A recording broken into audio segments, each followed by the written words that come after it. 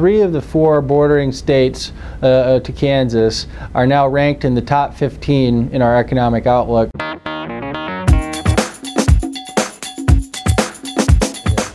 This is all about jobs, it's about growth, it's about competitiveness, it's about how states can become the job-creating centers like Texas, like states that have been creating jobs in this recovery, and avoid the mistakes of places like California, places like my home state of Michigan. The beauty of the American experiment is the fact that we get to decide as a state whether we choose the path of growth or we choose the tax and spend path, which in rich states, poor states, we clearly point out is detrimental to long-term economic growth and competitiveness.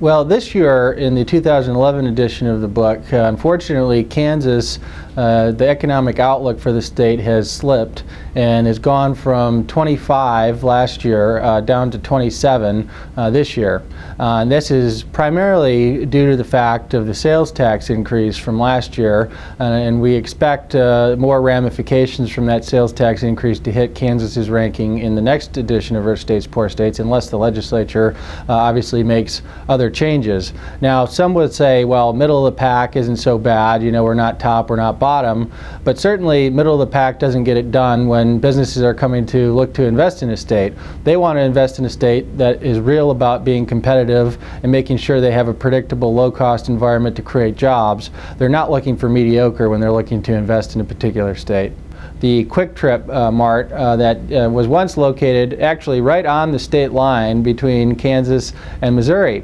And because of some very interesting tax situations that they faced, and the cost of doing business was high, they were paying Kansas taxes, which are higher than Missouri taxes in that case, they decided to shut down the entire Quick Trip gas station and mart for an entire, I think it was 4 to 6 months, rebuild so they could be exclusively on the Missouri line. And in the process, even with being closed and losing all that business for months, they saved roughly $1 million according to the store's manager just because of the lower tax costs in Missouri.